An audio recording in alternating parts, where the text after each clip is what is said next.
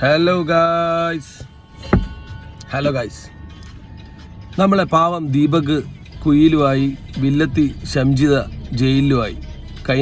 പരിപാടി കഴിഞ്ഞ. ഇത് ഒരു ഒറ്റപ്പെട്ട സംഭവമാണോ? നമ്മുടെ കേരളത്തിലെ സൊസൈറ്റിയുടെ mental health, mental wellbeing correct ലെവലിലാണോ പോകുന്നത്? അതായത് ഈ ഒരു സംഭവം തന്നെ എടുത്തോ. ഒരാൾ എന്തോ ഒരു വീഡിയോ എടുത്തു, അത് കണ്ട് 15 മില്യൺ ആൾക്കാർ കണ്ടു, ഒരുപാട് ആൾക്കാർ കണ്ടു. ഓക്കെ, മറ്റേ ആൾക്ക് ഭയങ്കര ഹേർട്ടായി, മറ്റേ ആൾ സൂയിസൈഡ് ചെയ്തു. ഓക്കെ, ഇതിൽ ഈ 2 പേര് മാത്രമേ ഇതിലുള്ളൂ. ഇതൊരു പേഴ്സണൽ റിവെഞ്ച് ഇഷ്യൂ ആണോ? അല്ല. സൊസൈറ്റി മൊത്തം ഇതിൽ നല്ല റോള് പ്ലേ ചെയ്തില്ലേ? ഇത് കണ്ടാസ്വദിച്ചവർക്കൊന്നും ഇതിലൊരു റോളും ഇല്ലേ?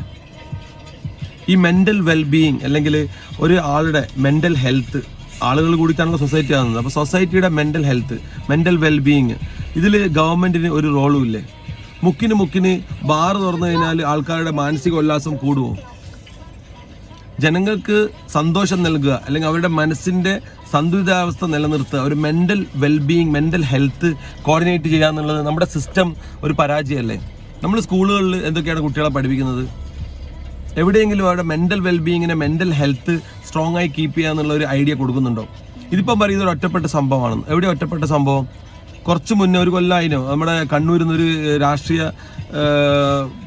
ഒരു ലേഡി, ഒരു രാഷ്ട്രീയ നേതാവ്, ഒരു സർക്കാർ ഉദ്യോഗസ്ഥനെ എന്തൊക്കെയോ പറഞ്ഞു. ഇയാൾ കൈക്കൂലിക്കാരനെന്നുള്ള നിലയിലൊക്കെ വെച്ച് പറഞ്ഞു. അപ്പം തന്നെ പിറ്റേന്ന് പോയിട്ട് അയാൾ ആത്മഹത്യ ചെയ്തു. നവീൻ എന്തൊക്കെ പറഞ്ഞില്ല, അയാൾ ആത്മഹത്യ ചെയ്തു. അവിടെ തീരുന്നതാണോ? കേരളത്തിൽ ഒരു മര്യാദയ്ക്ക് വാർത്ത നോട്ട് ചെയ്യുന്ന ഒരാൾക്ക് മനസ്സിലാവും, പത്രമാധ്യമങ്ങൾ നോക്കുകയാണെങ്കിൽ മനസ്സിലാവും. കഴിഞ്ഞ ആഴ്ച തോന്നുന്നുണ്ട് ഒരു ഭാര്യ ഭർത്താവിനെ ഡിവോഴ്സ് ചെയ്യുന്നു, മക്കളെ അവരെ കൂടെ കൂട്ടിക്കൊണ്ടുപോകുന്നു. എന്നിട്ട് എന്തോ മാസത്തിൽ ഒരു തവണയായിട്ട് മക്കളെ ഭർത്താവിൻ്റെ അടുത്തേക്ക് കൊണ്ടുവരാം. അങ്ങനെ കൊണ്ടുവന്നപ്പോൾ ഭർത്താവ് ചെയ്തതെന്താ? ഭർത്താവ് ഈ ഡിവോഴ്സ് ആയതിൻ്റെ വിഷമത്തിലും മക്കളെ കൊണ്ടുപോയതിൻ്റെ ദേഷ്യത്തിലും ചെയ്തത് 2 മക്കളെയും വിഷം കൊടുത്തു. ആ ഭർത്താവ് മരിക്കുന്നു, അമ്മ മരിക്കുന്നു, ഭർത്താവിൻ്റെ അമ്മയും കൂടി മരിപ്പിക്കുന്നുണ്ട്.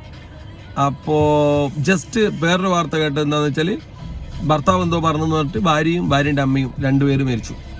അപ്പോൾ ഇങ്ങനെ എന്തെങ്കിലും മറ്റൊരാൾ എന്തെങ്കിലും പറഞ്ഞു കഴിഞ്ഞാൽ, അല്ലെങ്കിൽ മറ്റൊരാൾ എന്തെങ്കിലും ഒരു വീഡിയോ എടുത്ത് നടന്നു കഴിഞ്ഞാൽ അപ്പം തന്നെ നമ്മൾ മരിക്കുക എന്നുള്ളൊരു ഓപ്ഷൻ, ഇത് നമ്മുടെ മെൻ്റൽ ഹെൽത്താണ്, മെൻ്റൽ വെൽബീയിങ് ആണ്. ഇതിനെപ്പറ്റിയൊരു ഡിസ്കഷൻ അല്ലെങ്കിൽ ഡിബേറ്റ് വരേണ്ട സമയം അതിക്രമിച്ചില്ലേ? അല്ലാണ്ട് നമ്മൾ ഉടനെ ഒരു കാര്യം ഉണ്ടായിക്കഴിഞ്ഞാൽ അപ്പം തന്നെ അത് ചെയ്ത ആളെ അല്ലെങ്കിൽ അവരെ വിവരക്കേടിനെ മാത്രം ക്രൂശിച്ചുകൊണ്ട് അവരെ ജയിലിലയക്കുന്നത് കൊണ്ട് മാത്രം തീരുന്നതാണോ സൊസൈറ്റിയുടെ ഉത്തരവാദിത്വം?